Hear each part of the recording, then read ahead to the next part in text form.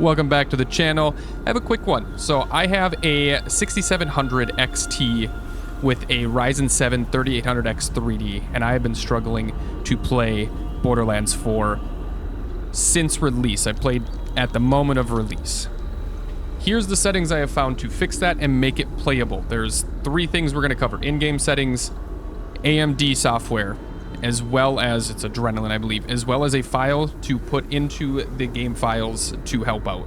So first thing in our settings that I did, so under basic, I do play windowed full screen. I don't like full screen. I don't notice a big difference in it. You can see kind of some of these stats, not a big deal there. In the advanced, I ran auto detect and then switched from there. So medium, upscaling is TSR and quality. Disabled the spatula. Scene on low. From what I understand, this is going to be like your character, your map rendering and stuff like that. Don't give a shit about that personally. And then I'm running medium to high and then ×2. Foliage all the way down to volumetric is pretty much all low or off as much as possible. One of the files that we are going to update is going to remove volumetric fog in general, so that really doesn't matter. I personally don't care about light quality, reflections, or shading. I want to just be able to play my game and have a smooth and comfortable experience with it. Post-processing is set to medium, motion blur and motion blur quality completely off because motion blur doesn't need to exist. It's a useless thing. A couple other things just to touch on, just to make your guys' life a little bit easier. If you like the old school version of Borderlands compassed, make sure you switch your toggle radar displays. You can switch all of those around. It's a lot nicer. A couple other ones that I've found that made my life a little bit nicer. You can go into here and turn off your screen shake to 0. Why it's under accessibility gameplay is kind of stupid.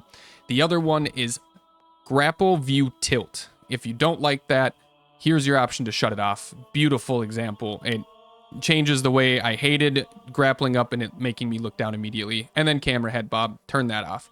Now if we go take a look at our AMD software here. So what I have set in here is AMD fluid motion frames. I have it on auto. It is on. If I'm in the game and not actually in a menu, you'll notice that it's active. The other one is Radeon anti-lag. That one is actually a really, really nice option to have on. It allows a lot. It's just a little bit more fluid and comfortable.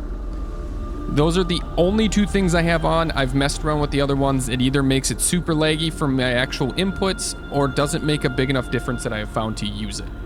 My frames calculating, for whatever reason, Adrenaline sucks at showing frames consistently, especially when you're running an application. For whatever reason, it would update for about 3 seconds. I was pushing 98 to 100 frames, and then it just stops recording it.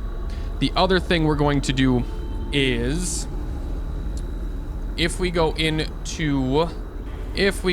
our documents folder, all right, we're going to go into my games, Borderlands 4, saved, config, Windows, and then we're going to create a new file and name it engine.ini, and we're going to put these settings into it.